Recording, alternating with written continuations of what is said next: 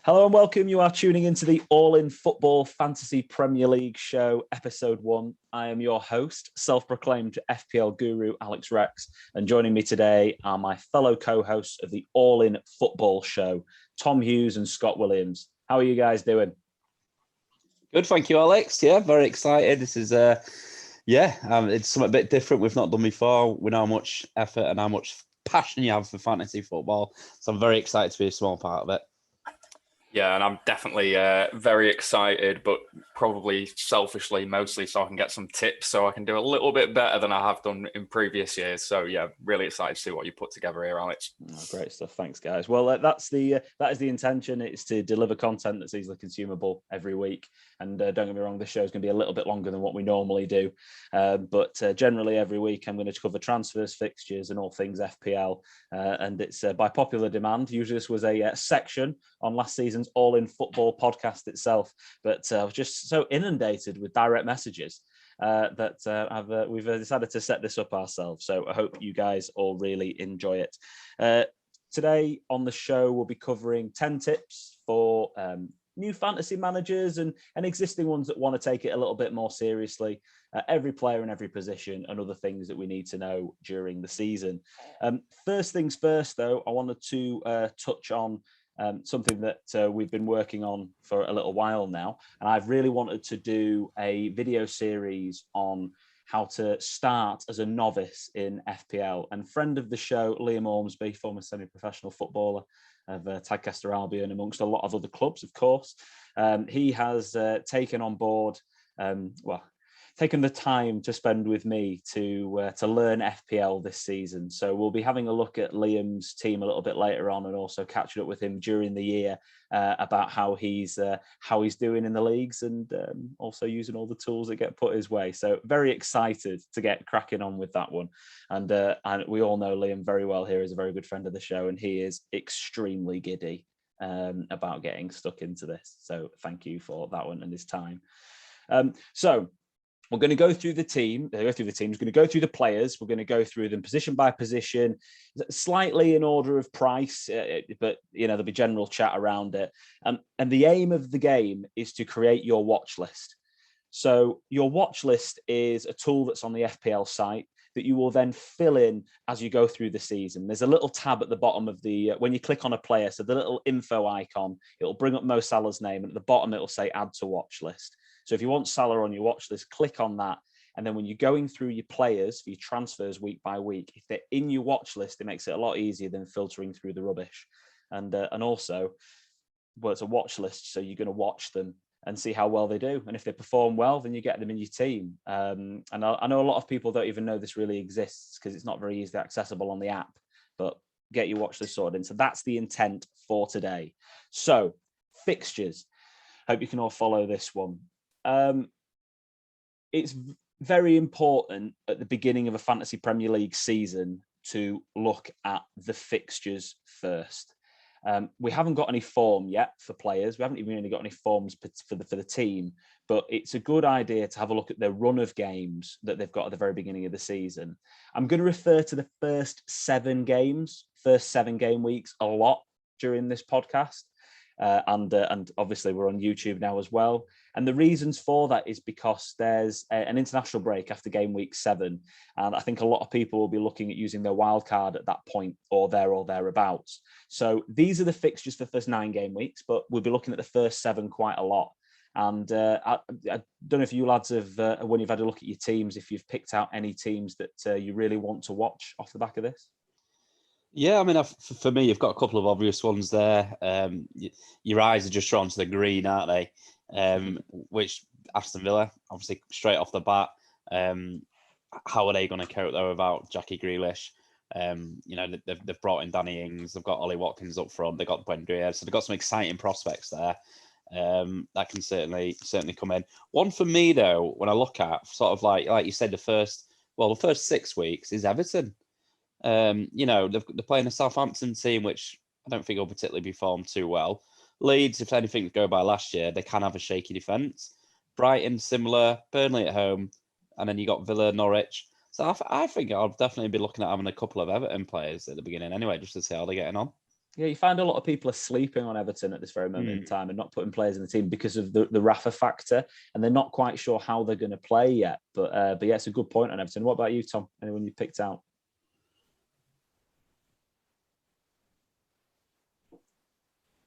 Oh.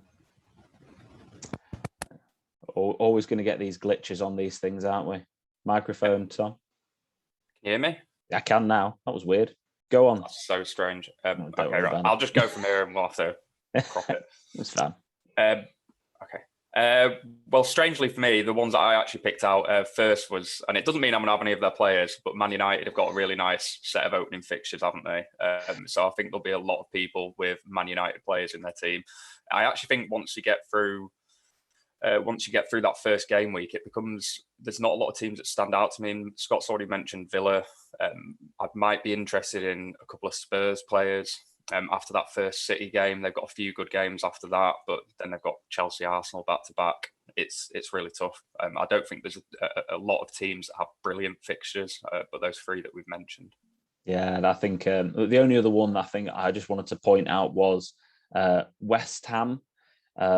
With Newcastle, they've got Leicester, but then Crystal Palace, Southampton, Man United, but then Leeds, Brentford. It's very hit and miss. And then the last team to point out is actually from game week 4, when Wolves have a horrendous start to the season, Leicester, Tottenham and Man United, but then they have Watford, Brentford, Southampton, Newcastle, Villa and Leeds.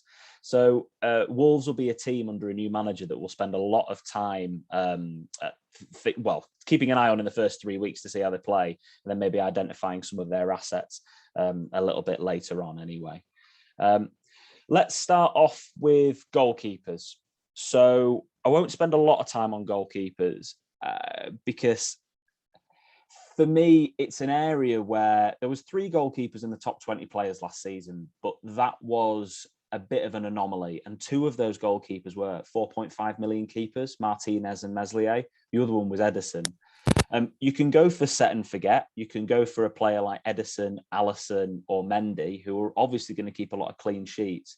But the problem with those guys is that you limit yourself to an outfield player. You can only have 3 players from each team. So what if Liverpool catch fire? What do you want? You want Trent, Salah and Jota, Trent, Robertson and Mane. And you can't have more than 2 of those outfield players if you have one of the keepers. Same with City. Edison is the only one who's a small maybe, and that's only because of the massive rotation that happens for Pep. But other than that, Martinez at 39.1% of teams selected by is very high, and we'll have a look at our teams a little bit later on. And I know a couple of lads have Martinez in their side, and the first 3 fixtures are great. But it is a tricky one, I think, in terms of spending that amount of money on goalkeepers. The 5 million keepers, there's again a couple of really good options in here. Scott, your favourite Pickford. Got to be said that he's been somebody who's got good fixtures, and at 5 million seems relatively good value.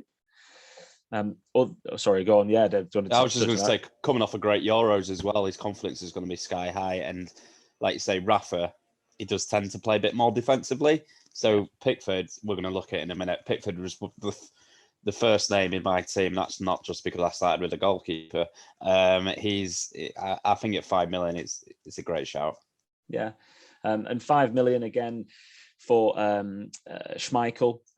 You know, if you wanted to trust the Leicester defence, you could trust the Leicester defence. Leno with Arsenal, maybe if buts and maybes. Meslier will make a lot of saves. Again, he was in the top 20 players last season, so why not have him again?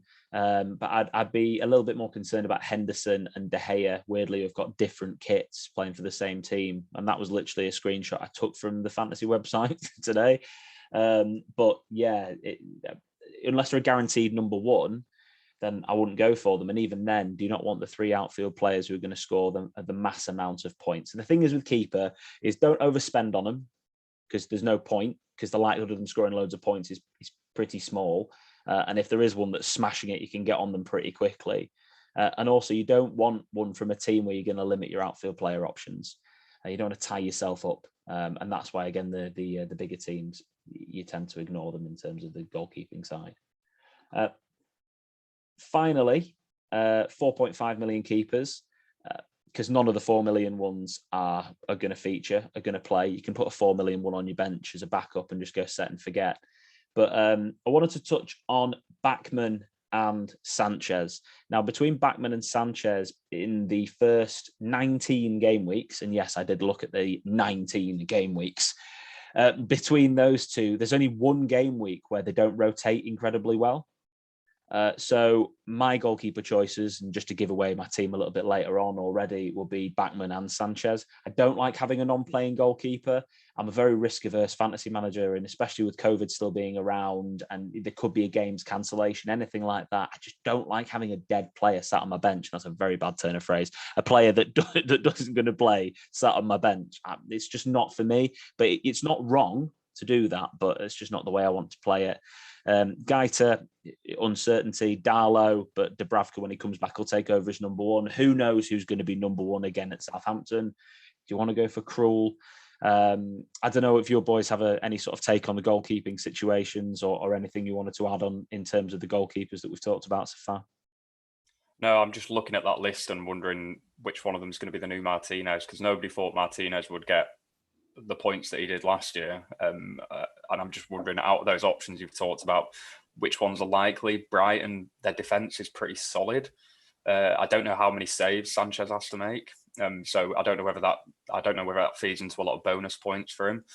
So maybe he's not the strongest option. I'm guessing Watford. I'm guessing Batman's going to be making a lot of saves. So maybe that's the shout on the 4.5s. Yeah, they had the best defence in the Championship last year, did Watford, but you're right. And that's why if I was going for a set and forget keeper out of the two of them, I would be going for Bachmann because he's going to make more saves. So he's probably going to get more bonus points. Sanchez is just a more known to people in the game, isn't he? That's why he's 23.3% owned. So again, it's not wrong, but that's what people would want to do anyway. So and then the 4 millions just... Don't go for Ben Foster if you're going for a 4 million keeper, only because when everyone gets off him, he's so highly owned. He's like 30% owned in the game. If everyone sells him, his price goes down and you lose team value. Just put in a keeper that nobody owns if you're going to go for a 4 million keeper, because their value is not going to go down. They're just going to sit at £4 million. I actually like Angus Gunn, probably is the best option, just because he's the backup to Tim Krul and they've just signed him for a reason. So yeah, just don't fall into the trap of going for a player who doesn't play, who's highly owned, who's when everyone sells him on their wild card, just price drops. Anyway, but that's that side of things. Defenders. Now we get into a bit of more of a juicy topic, the ones who are going to start scoring you more points. These are the premiums. So between 7.5 and 5.5 million are the premium defenders, really, I think, in terms of price. Some people just refer to premiums as Trent, Robbo and Van Dijk, but that's them. For me, off this list, depending on your team structure, you're going for 2 or 3 players off this list. Trent Alexander-Arnold was the top scoring player in the Fantasy Premier League game for the last 10 weeks of last season. And he shows fantastic form year in, year out. He was the first name on my team sheet when I was putting my squad together. I just don't. For me, he's a no-brainer. But apparently 72% of people don't think that's right. So I'm interested to see. Have you both got Trent in your teams? Yeah. Oh, Scotty, that's a nod. Go for it. 2 reasons why I've not got Trent in my team in a minute. He's come off a pretty bad injury. Obviously, that's ruled him out of the Euros. I love Trent, but also watching Robbo. I feel like Robbo played pretty well at the back end of last year, and just watching him for the couple of games that Scotland were at the Euros, he'd looked good there as well. So it was just Trent could quite easily come in for me between now and deadline, but I've just put Robbo in there in a minute just because I'm a little bit worried. I don't know. Maybe you can let me know. Has he been playing pre-season? Has he been playing well? Do you know? Or yeah, they're both back in training, and they both played a couple of games as far as I'm aware in pre-season. It's an early differential, though, isn't it, going for Robbo? Yeah, and also Van Dijk at 9.7%. It's I mean, I can't imagine he's not going to. I don't know. It depends on his injury, doesn't it? But anyway, they're going to keep more clean sheets, aren't they? Regardless, across the board, Liverpool with Van Dijk back and also the signings they've made. So those points totals are probably only going up this year for either of them. They need to. 7.5 million with no clean sheets. I mean, you get 3 points for an assist, but you get 4 points for a clean sheet, and you actually get more bonus points or BPS as a defender for a clean sheet than you do for an assist. So you need the clean sheets from a defender who's 7.5 million. Otherwise, there's no point in having them. I mean, I know he scored 2 goals last season or something, so I'm backing them to get more clean sheets. Obviously, the same for Robertson, but in terms of the fixtures, I'm incredibly surprised if there's teams out there from people that play FPL a lot that haven't got any Liverpool defenders in them. But if they haven't, look at the array of talent below, and if Chilwell at 6 million, if Alonso, they're trying to offload him a lot. He's in every swap deal that Chelsea are trying to do for Lukaku. So is Chilwell more nailed on at left back? I don't know. But if he is, then I think their fixtures take a really nice turnaround sort of game week 6. So he's someone I'll be definitely watching really closely. Diaz is the only nailed on Manchester City defender. People have talked about Cancelo and Walker, Stones, Zinchenko, but Diaz is surely the only one who's nailed on. So again, he's a good option. Not much goal threat though, compared to players like Chilwell. Your boy Cresswell, Scotty. Yeah, I just don't know about West Ham. Europe this year, I don't know. You just don't know how they're going to react to that Thursday, Sunday every week. So it is a difficult one. And I don't know, I just think at 5.5, when you glance down to a guy called Luke Shaw at 5.5, who are you going to go to out of them? 100% of the time, Luke Shaw, right? Yeah, he's back in training now as well. Shaw featured in the Scotland camp for Man United. He was someone who was a small doubt for me, but now since I saw him back in training and kicking the ball about, with United's fixtures, there's no wonder he's 49% selected. There's a bit of a Euros kick in there, though, isn't there? Yeah. Bit of England fans sticking him straight in. But Tom, you're obviously having no Man United players in your team this season. So for yourself, your take on the premium defenders, what sort of 2 or 3 are you going to be putting in your team, do you think? Well, I've got Trent. I mean, given my team away, but I've got Trent and James out of this group on screen at the moment. James has got really good ICT, so influence, create, threat index. So he scores really well on that.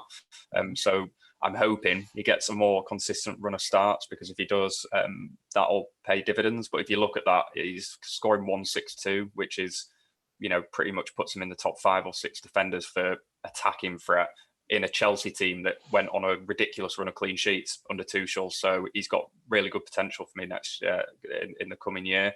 And outside of that, I think I find it really difficult to pick players. City, like you say, too much rotation. I can't have Man United options, so I'm pretty much limited to Trent, Robbo, and James or Chilwell. Has anyone got Digne?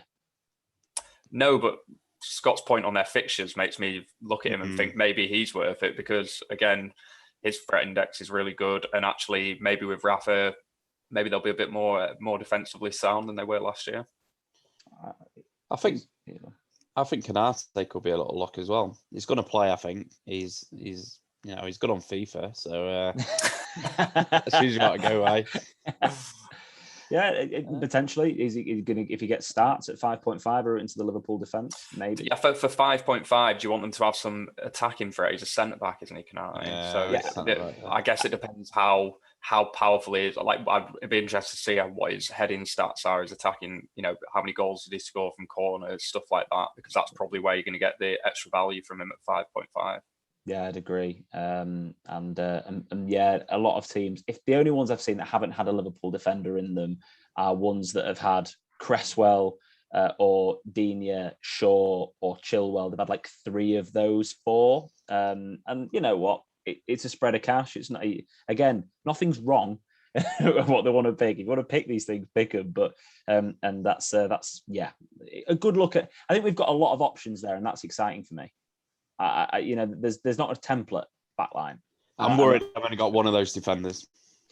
Oh, you need 2 of them for me. Two people on that list. That's why we're doing the podcast now, Scott, so you can change your team. I did finish top of the mini league, though. Let's not keep forgetting that, lads. You did. Well, I've got this one here, this graphic, and you probably can't read it, and you're not supposed to be able to, because, to be honest, you shouldn't pick anyone at 5 million really as a defender. That's you've got maybe the shout out of Sue Fowl, oh, is Doherty going to do it under Nuno again? I don't know. But any Firpo at Leeds, I know you'll be happy and excited about him, Tom. But is there value in a lot of the players on this list who are 0.5 cheaper or 0.5 more expensive within the same teams? Maybe Vestergaard is someone to watch out for, but they'll get beat 9-0 at some point. So we'll scoot over the 5 million options. And the 4.5 and 4 million defenders, there's so many 4.5s. I just did the highly owned ones here on the side. So Ben White at 22.9%, fantastic option really at Arsenal. He's going to play 50 million quid. Rotates really well with a lot of other teams, actually fixture-wise. So for me, Ben White's an easy put in my team. I've no idea why Manquillo was at 13.9% owned at 4. That is such a bandwagon. He's not even featured in pre-season as far as I'm aware. I'd look on Newcastle's Twitter last night to make sure I wasn't being deluded, but I don't understand that. I know he got 28 points in fantasy last season, but that's nothing. Luke Ayling, the other 4.5 million, rotates well with White at Arsenal. You talk about ICT index, Tom. He should have had a goal or two or a few assists last season. I don't understand how he didn't. He definitely should have done, but I would just this year. I've got a feeling that he's going to probably have to fill in at centre back a little bit. Llorente's injured. He's been playing centre back in pre-season, so it depends how Bielsa goes, but he could end up filling at centre back because he did a bit last year as well. So just something to bear in mind. He should have got more attacking returns, but he didn't, and he may. I don't know what the reason behind that is, but I don't think that I would. I'm not looking at Ayling as a Leeds fan and saying he's going to get loads of points. Okay, interesting, because he's in my team at the moment. So interesting point there from well, me. It's why we talk about it. Though, I'm more likely to be wrong than you are on fantasy. So, but not with Leeds. That's the one team I'm going to listen to everything you've got to say about these guys from detail. That's why I'm not going to miss a beat with that one. But the other 4.5's Cody, I like as a pick just because they've got good fixtures from game week 4, and also, yeah, look, he's going to play. He's a captain. He's not going to miss out. Veltman, yes, Brighton have got good fixtures, but I just worry about the double up with Sanchez. So if you've got Sanchez as a keeper, Veltman as well as a double up for Brighton. They've just sold the best defender. Sticking with Brighton, a 4 million option who I like is Shane Duffy. And he played every week before, the White, Veltman, Webster, Danburn, all that lot of Brighton. But obviously White's been sold now. And Duffy's played every pre-season match. So there's a 4 million option as a fill-in. He's a good shot. And Omo Bamidele. I'm going to go with him from Norwich. Another good 4 million option. He made sort of 7 or 8 appearances in the Championship last year, back end of the season, and also he's featured in every single preseason game for Norwich. So there are your couple of 4 million options just to put on your bench. I'm not expecting them to play every week for you, but they're good fillers. And obviously you've got your usuals. Rob Holding, why not? He's probably going to play for Arsenal. And then Lowton or Taylor for Burnley as well at the 4.5. So that's Williams is surprising. He's not going to play, is he? So I don't know why he's on there. Brandon Williams has been selected because a lot of FPL managers thought Shaw wasn't fit and Telles isn't fit as well. So they thought Williams was going to start the season for United. And the reason why he hadn't been loaned out yet was because he was going to start the season at United and then go to Southampton. But Southampton are probably not going to go for him now because they've just signed a left back from Chelsea. This guy here, Liv Ramento. So he has been signed by Southampton from Chelsea. So again, he could feature to replace Ryan Bertrand. So he's another one just to kind of keep an eye on. Because when you're doing your wild card, you'll want 1 or 2 4 million defenders because you want to spread your money elsewhere. 1 or 2 4 million defenders that play. Yeah. Then you got that. So that's a couple of guys to watch out for there. Gonna move on from defenders now and get onto the top tips for FPL and for new starters as well to the game. If you're watching this and you've played FPL for 10 years, you're going to be thinking, really, thanks, Alex, well done, pat yourself on the back for giving me these tips. Yeah, just skip this section if you want to. But number 1 is transfers. Limit and bank your transfers. Don't use them for the sake of doing them. And if you can save that transfer and then you have 2 free transfers going into that next week, you can take a -4 and make 3 transfers, and that can really, really change your team really well. You can make a lot of differences, a lot of changes. And I find that if I'm able to bank a transfer early on, I can constantly keep myself with 2. So just use 1 a week, but keep myself with 2 until that point where you get an injury or you get a problem. Then you can make those changes really, really easily by just taking a -4 and doing 3 transfers in 1 week. So planning is the other key part to that, but limiting and banking is, if you can save a transfer, then do it. And my plan is to not make a transfer between game week 1 and 2, and then I'll have 2 transfers, and off you go. And that's the plan for me. So I'll use them when I need them. And planning transfers. So Scott, yeah, I did a lot of this last season. You know, my little sort of spreadsheets that I write down with, but I write down all my players, and I write down when they're going to play and when they're not. For me, and then when the fixtures change and swing. We've got a graphic later on about when the fixtures change and swing. And I'm not talking about planning a transfer for every week. Don't do that, because then you'll stick to a plan all the time and you'll have no flexibility. I'm talking about, right, a lot of people will go, game week 3, I kind of want Son, or game week 6, I want Havertz and Chilwell. And I've just planned 2 or 3 transfers over the space of 8 game weeks. And then you can be flexible around the other ones, but make those plans and look ahead. And when you make those transfers, then you're making them for a bit of a long-term plan. And wait as long as possible to make them, to have as much info as you possibly can do. So with COVID around as well, every week pretty much there's a midweek game, a League Cup game, anything else. Wait as long as you can do to make your transfers. The only caveat on that one is at the very beginning of the season, in the first 2 or 3 weeks, everyone's playing. All the 7-8 million fantasy managers are playing. So the prices change quite quickly.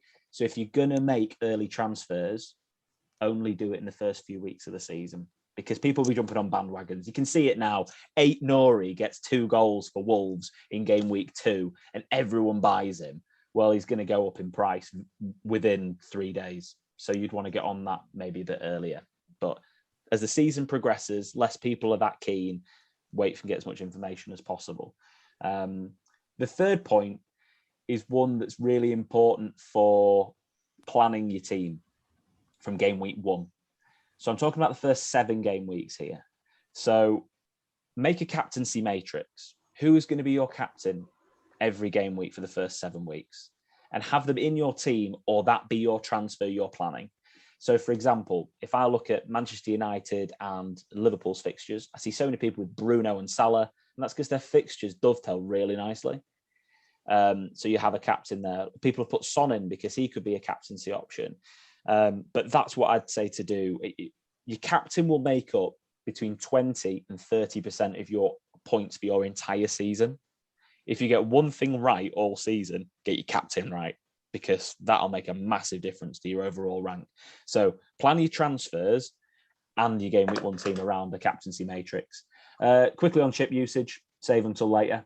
Don't use them all now, except for your first wildcard. Do what you want with that, because later on in the season, you'll need your free hit, because there'll be blank game weeks, double game weeks. You might as well use your bench boost later on in the year as well. You've got more chance of getting more points off your bench. They're not the be all and end all.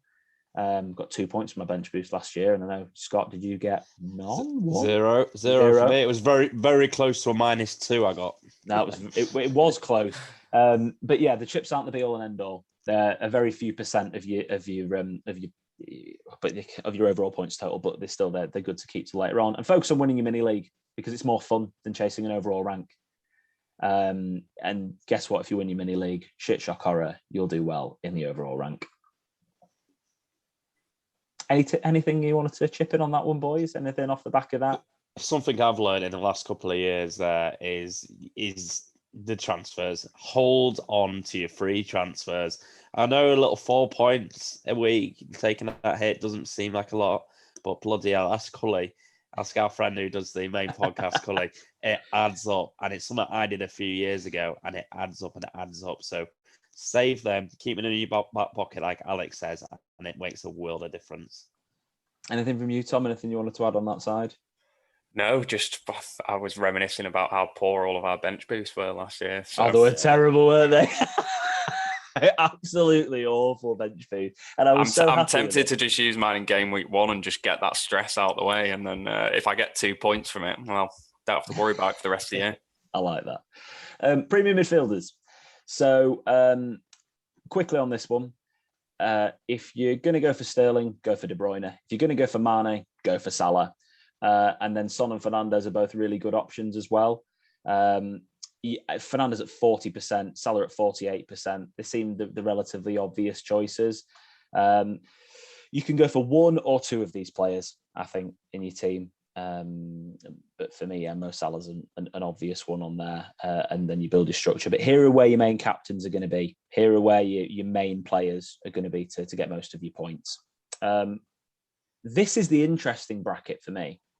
9.5 to £7 million midfielders. You're probably going to want like two of these players if you've only got one premium. But if you've got two premiums, you can only really afford one of all of these players. And genuinely, any of them could have 180 point season. Like pretty much anyway. I mean, give or take Zaha maybe. And obviously, let's cross Sigurdsson off the list. But everyone else on that list pretty much could have an amazing season. Havertz if he plays false nine, Foden if he gets a run of games, Grealish, Pulisic if he's not crocked, even Gundogan. What did he get last season? 157 points, and he just turned it on for about 3 months. So there's not too much to say on these other than this is where you'll have a lot of your transfers for the season. This is where you'll start off the season with Mahrez and Greenwood. And then game week 6, you'll probably have like Havertz and Barnes, and your team will change in this area. And this is actually the area where you do need to spend your transfers. So, yeah, out of these guys, anyone sort of take your fancy out of this? Anyone that's really pique your interest? I mean, Grealish stands out for me. I know it's Pep roulette, but £100 million, you're not allowed to rotate in Pep. You are not allowed to rotate him. He has to play every minute. I think that should be a rule when you spend that much money on a player. But apart from that, the only thing that stands out to me on that list is Mount at 20% ownership, because that makes me think people are just bringing him in for that first game week against Palace at home. A new manager, maybe a big result against them, bring him in for that one and take him out for the next two, because Arsenal away and then Liverpool away, I'm not sure what the logic there is. So I can only think that they're bringing him in for game week 1, and that's going to be their first transfer, is Mount out in game week 2. You can see all your English players, can't you, with just your high ownership? Grealish at 31.9, Maddison 11.4, Mount at 20%. It's all very Sancho at 13.1. This is what happens at the beginning of the year, because people have seen them at the Euros, or they know who they are. So they pick them. It literally is that. I'll just put a name out there. That's 1.6% owned, and when he played last year was fantastic. Ziyech has had an unbelievable preseason. Yeah, he's been scoring a lot. Unbelievable preseason. Yeah. He's a player who, along with just all of Chelsea's midfielders and front line, I'll be watching really, really closely because come game week 6, their fixtures change a lot. And they go really good. And whoever's starting regularly in that time will be... And when you're building your game week 1 team, this is why, again, I don't like tripling up on a team, because I like to have the flexibility, and also the rotation risk. But when you're building a team throughout a season, it'll take a lot for me to triple up on a team. And that Chelsea squad, I could see myself probably doing it, but then he's going to tinker any Tuchel. It's going to really do my head in. What I think is quite interesting, Alex, is you glance. What I do, I'm sure a lot of people do, is you glance. You're looking for like green, aren't you? Yeah. Red's scary, but is Arsenal away scary? No. I don't think it's scary. But I also don't look at it and think, oh, Ziyech or Mount is going to get. But if you 2 goals in that fixture, I think Chelsea will probably win it, maybe 1-0 or something like that. I could be completely wrong, but the style of football Arsenal play doesn't really open them up to heavy defeats, in my opinion, because they're going to slow the game down and control possession. So the only reason I question that as a result is not because Chelsea won't necessarily win it. It's just because I don't think there's a lot of points in that for attacking assets in the Chelsea team. You've got to get that one player that's going to score. Yeah. This is the other thing where there's a lot of analysis done on a podcast I listened to called FPL Black Box, and they did some analysis on how the attacking and defenders points changed compared to fixtures. So the defenders themselves, their points were relatively consistent, whereas the attackers' points varied a lot. They got a lot more double-digit hauls against the weaker teams. The fixtures made a bigger difference to their output of points, basically, for midfielders than it does for defenders. Because how many 0-0s do you see between United and Liverpool and City and Chelsea and whatever else? So that's why your transfers don't need to be used on the defenders, but the output does make a big difference for these sort of midfielders. And that's why this is the area, like this screen here, and maybe the next one is where you're probably going to spend most of your transfers and your time for the season. So yeah, loads of options. There's loads of wait and sees on here and loads of options. But yeah, for me, looking at the fixtures, I think you're right in pointing out players like Sancho, Greenwood, even like United have got great fixtures. City have got that Norwich at home fixture. Surely Jota's got a feature on there as well. Yeah, well, if Firmino's not in training, which there's a rumour around that he's injured, Norwich and Burnley in the first two games. Oh, there's so many choice. Barnes has been in a few of my drafts. Wolves, West Ham, and Norwich. There's just so many choices, and literally, like, again, none of them are wrong. And whoever gets it right will lead the FPL league. This is the scream, right? Whoever picks the right ones out of this, for me, will be winning the mini league after game week 2 or 3, and then it'll be catch up from there. But we'll see. 6.5s and 5.5s and 4.5s. Everyone loves Buendia at 14%, apparently. Rafinha at 21% is the most underpriced player on the game for me. Could be 7.5, not 6.5. I think he looks like a player who could really deliver a high amount of points. 133 points off half a season, basically, for me. So he's one to point out. Saka, I think, has got immense potential. It's a little bit of a wait and see. But I just think it's hilarious how Trossard is the same price as like Rafinha. Like, don't get me wrong, I love Trossard. I love watching him play football, but like, it's just his output just isn't there. And even like a player like Ward-Prowse, 6.5, there's loads of great options on there. And you probably have to have one of these boys in your team. And maybe even then one of these 4.5s. Stuart Dallas at the top there, 17% owned. I think people haven't realised he's made the switch. Yeah, because he don't doesn't get clean quite have sheet the points value anymore. No. But still 5.5. It's a good price. I was worried it was going to be even more than that. Basuma is up there because he plays. Gilmore is up there because, again, he's going to play for Norwich as 4.5. Brownhill, 3.4%. He's going to play every week for Burnley pretty much. So these guys are all good enablers. Declan Rice, if you want to step it up to 5 million. But again, these guys are in here as enablers more than anything else. Cantwell will be an interesting one, won't it? Yeah, 5.5. It'd be very, very interesting if he goes to Villa. Yeah. Like 5.5 at Villa with them first 3 fixtures. Yeah. Could be in my team for that because I really rate Cantwell. I think he's a very good player. I was surprised at Saka. How cheap? Yeah. I feel like he's going to play a lot. 114 points last season, that's why. Yeah, they base it on their points scores from and all their ICT and stuff like that, don't they?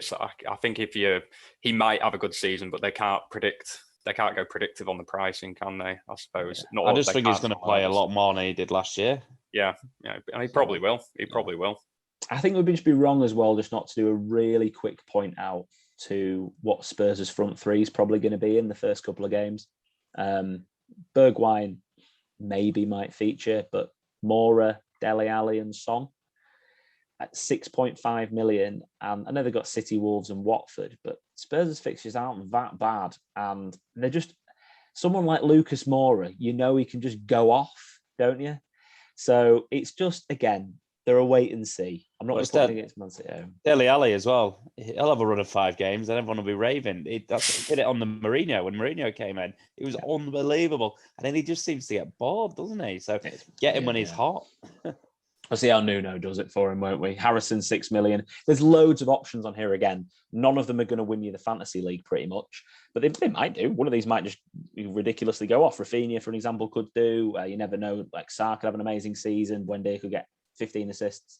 But yeah, just keep an eye on these boys. And again, I'm going to go finish off with the building the game week 1 structure and whatever else. But you need a player at this price point in your team, because then if somebody goes off on one in this price point, you can move them easily. So that's why I like to have a 6.5. I like to have 1 premium, 2 in the screen before this one, and then 2 from this screen.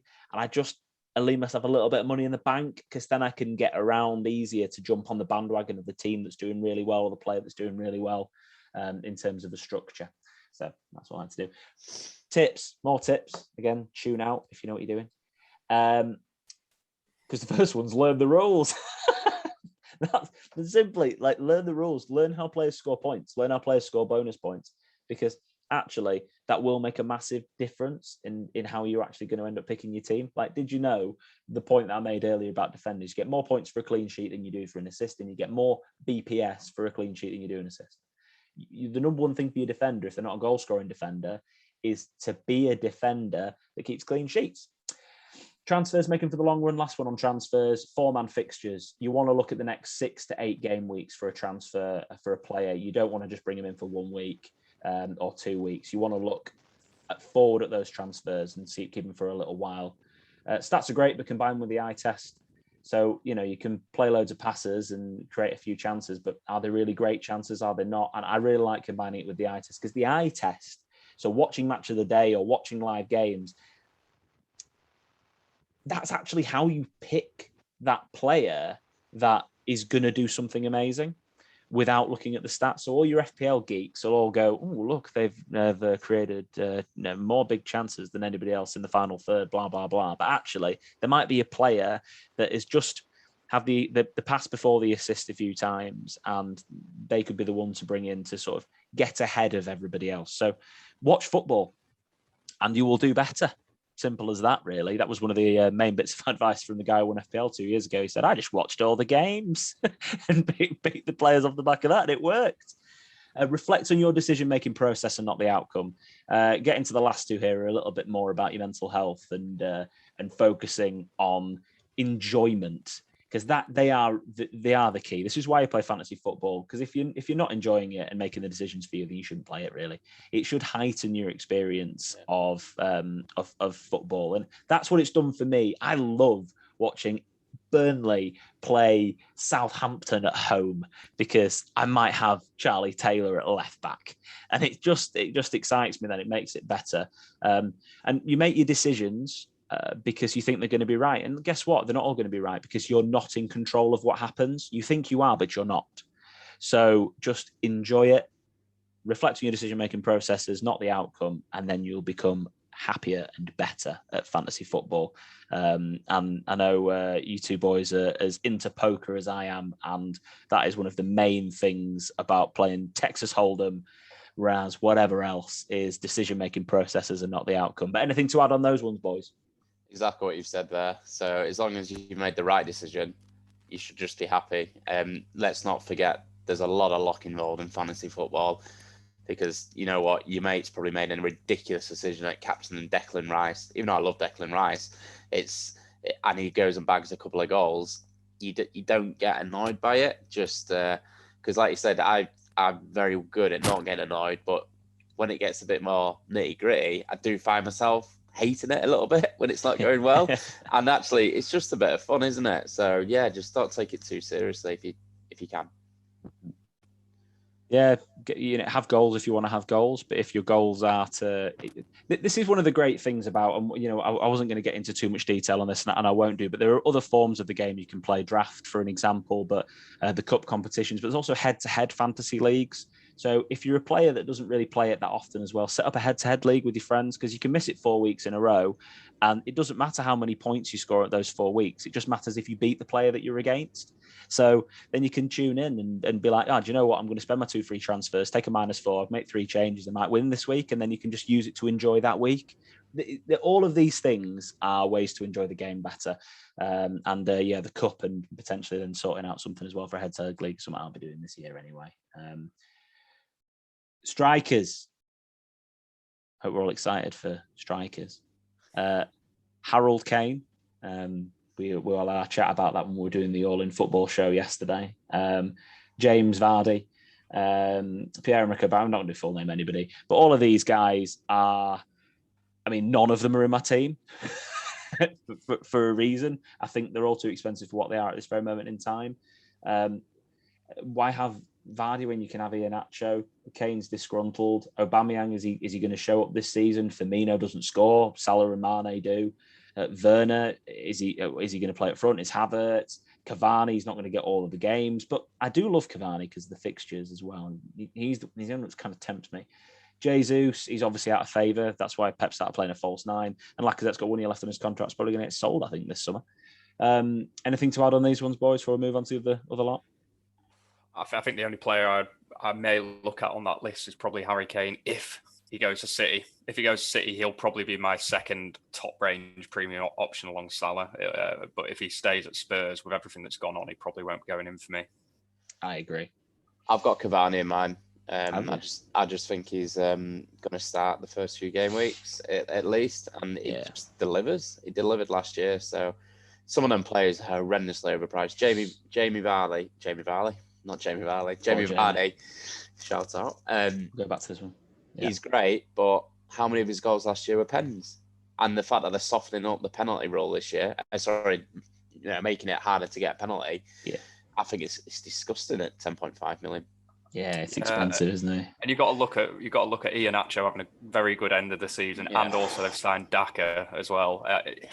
He's going to be rotated a bit more, maybe. So yeah, I think I'm with you on that one, Scott. I think Vardy's overpriced there. I'm pretty much going to have two of whoever's on this list, and I just haven't fully decided which two I'm going to get from this list yet. Watkins was such a good option here. I'm a bit annoyed that they've signed Ings because I just don't know what they're going to do. But Watkins was such a good option before. He was in my draft as well, Tom. I literally took him out because I think he's going to play on the left of a three behind Ings now. Is he going to play up front in a two? I just don't know. And the thing is with Ings is he could smash it in that team, but obviously my feelings on his injuries. Consistency. Is he going to deliver consistently throughout the season? He could have a 200-point season if he plays 38 games. Ings could do it. He can. He is one of the best finishers in the league, but is he going to deliver? And then that's going to impact on Watkins' position. And anyway, that's made me go away from them. Martial, I'm not even touching, but Bamford's an option. But I think Rafinha at 1.5 million less. I don't really want to double up on Leeds game week 1 against Man United. That's the only thing that's putting me off Patrick Bamford. I think if you watch his miss in the Ajax pre-season, that'd probably put you off putting him in as well. Very Bamford. Calvert-Lewin has to be said. He's right up there on the list. Scott mentioned Everton's fixtures earlier. Antonio, and I know I've made a bit of a flippant comment about Ings and his injuries, but you don't want to go with Ings, Antonio, and Wilson up front. For the reasons of you can't go for 3 injury-prone players. You can't even go for 2. So I can't go for Ings and Antonio alongside Ivan Toney because you just can't do it. Like an unproven guy in the Premier League against 2 injury-prone people, it does generally make a difference. And then in pre-season as well, Iheanacho has not started, I think, any of Leicester's games. Daka's started up front with Vardy, or Vardy's played with Maddison and Perez and Barnes. So I'm. Just with that, Iheanacho's come on in the second half. He's played every game. I'm just a little bit unsure on Iheanacho. Jimenez has come back from a horrendous injury. Richarlison's just got back from the Olympics, hasn't he? Or has he got back from the Olympics yet? Wilson's just too injury prone for me. Che Adams leads the line for Southampton, but Ward-Prowse is injured now. And Chris Wood will score 10 goals this year. Just when? Who knows? Probably when Jack's got him in his team. Absolutely. When Jack's got him in his team, I'm going to put Wood in my team. Literally, as soon as Jack transfers Wood in, I'm going to put Wood in. That's what's going to happen. But boys, what do you think of this? Which 2 are you going to pick out from this list that you're going to put your eye on and potentially put in your team? It's a tough one, isn't it? I can see. I don't know. Raul Jimenez is back, isn't he? He's back playing, and if he gets any kind of form again, he's frightening. Horrendous. He's a game week 4 though, isn't he? Yeah, he's a game. I was going to say the horrendous starts this season. Dak is an interesting one for me as well. I can see his ownership shooting up at any point.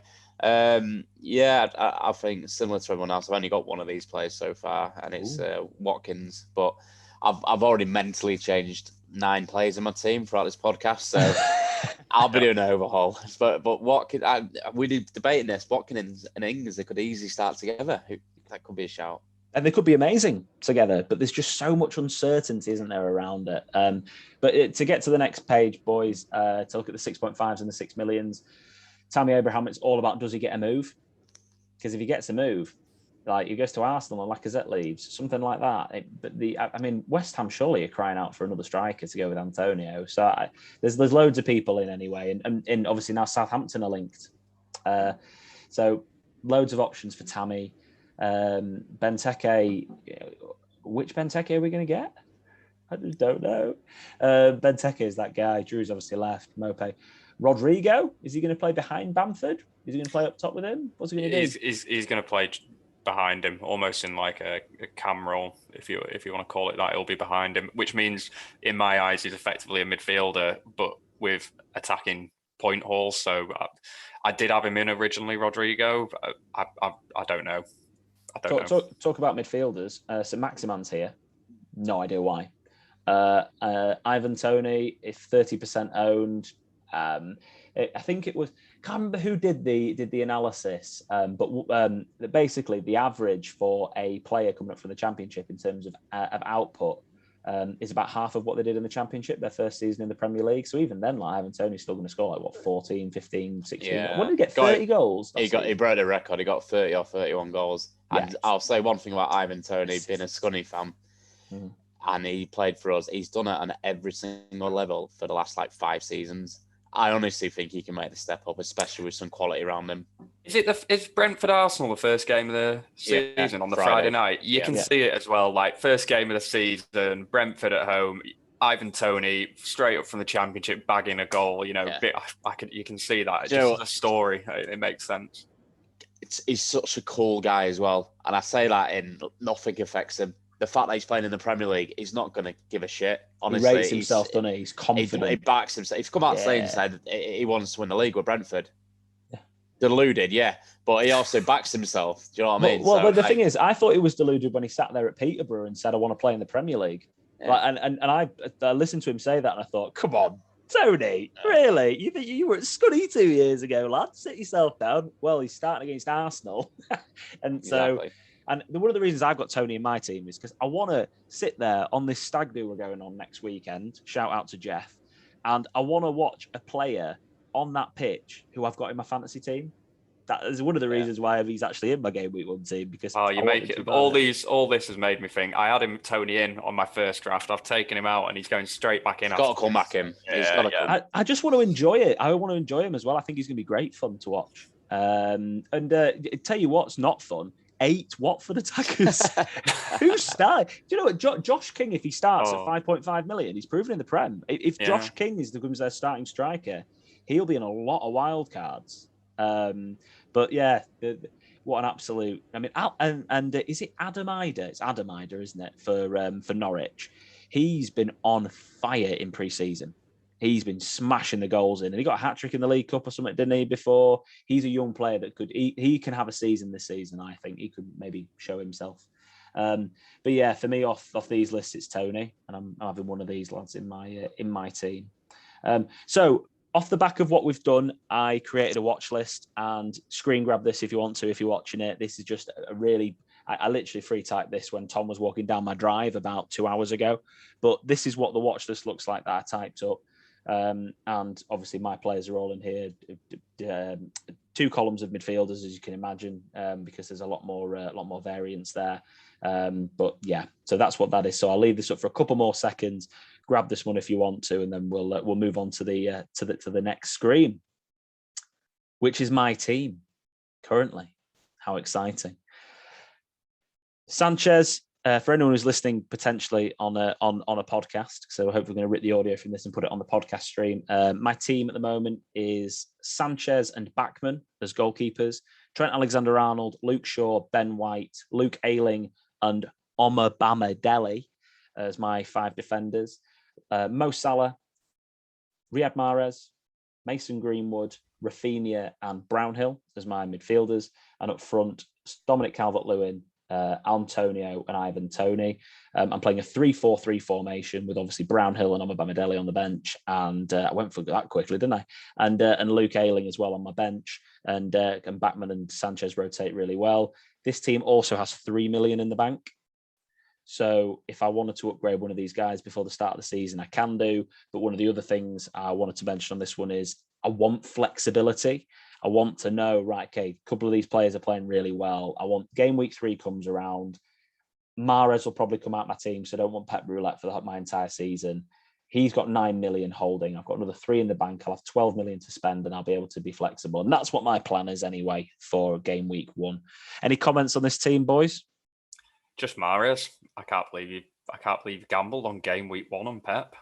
It's just, he should play. It makes sense for him to play. He's been brilliant recently, but I can't believe you gambled on him on week 1, Alex.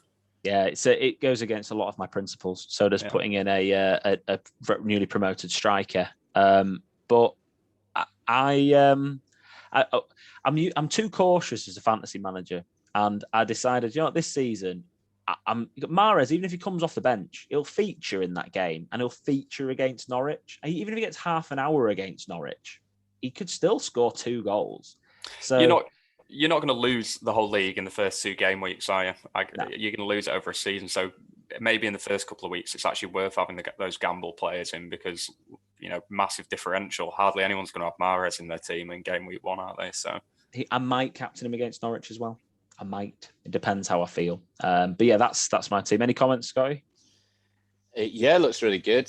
It's just the Mahrez one. Yeah, but I've just been thinking then he's rested all summer, hasn't he? So he's not been involved in any competition. So one of the things as well that I can do with this team is if I want to not take the risk, I can just upgrade Mahrez to Bruno. I've got the money in the bank.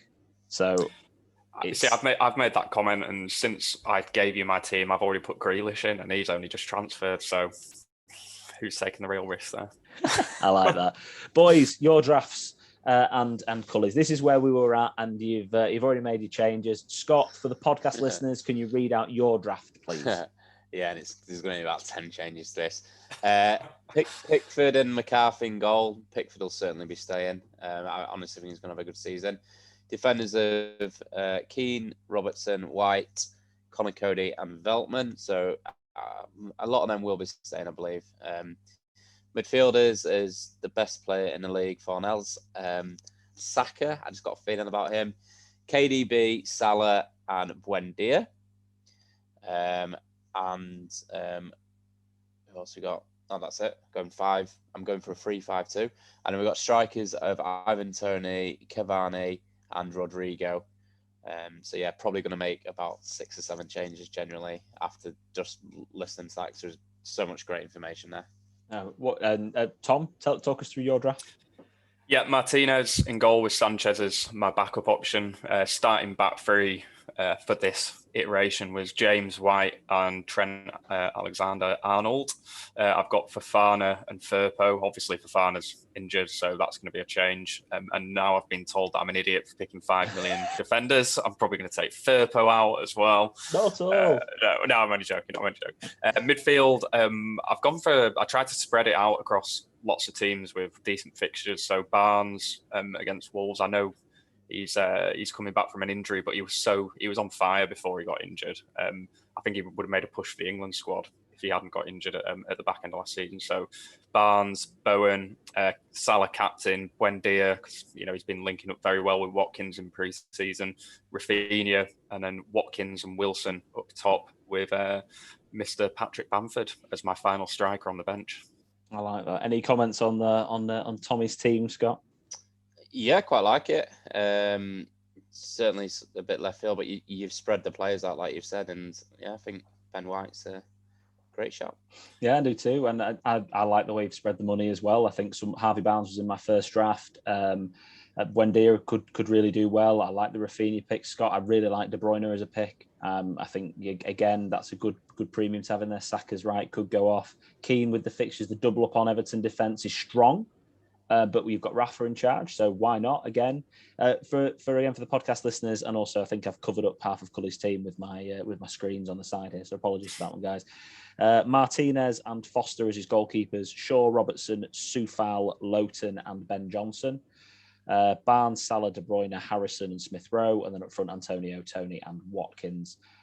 So I'm sure he's got a few changes to make on that one. Johnson is a 4 million again. I don't know if he's going to play or not with Soufal. I can't see it, but exciting to see what you boys end up doing with your changes. And here is the novices team. Liam Ormsby, thank you very much for sending this one over to me. Again, for podcast listeners, Henderson and Foster as his keepers. That's Dean Henderson. I don't know who else would it be. Jordan. In defence, Soufal, Ayling, Ruben Dias, Ben White, and Virgil van Dijk. Souček, Buendia, Sancho, Fernandez, and Grealish. So no Salah in the midfield. Bamford, Disappointing to see Calvert-Lewin, 2 Man United players in there as well, Liam. I'll just say He's a Villa fan, isn't you know, he? he's a Villa fan. Yeah, he says he's a Leeds fan, but he's a Okay. Villa fan. But any comments on this one, boys? No, I think he's picked some. There's obviously some risky options in there. I think similar to what I just said. I put Grealish in as well, but it is a risky option. I think we were talking about him, probably Van Dijk.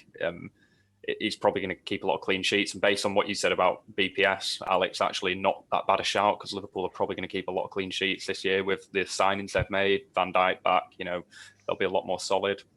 Good options. I agree. I think Bruno's a gamble. He had a very poor Euros and he didn't look great at the back end of the Premier League season. And again, with the penalties, I like Bruno as a player. I think he's going to definitely hit form at some point. I think it's a gamble putting him in first game, especially when you got Sancho there with him. I don't know if I mentioned this at the beginning, because we've been talking for about an hour now, but if Bruno, he was only just in the top 50 players in the last 10 game weeks of last season in terms of points, and he's 12 million. God, I hope he bombs. Really. Well, I know you do, and I really hope he doesn't. But he's not in my team, and he's not in my team, and he's not in my team from.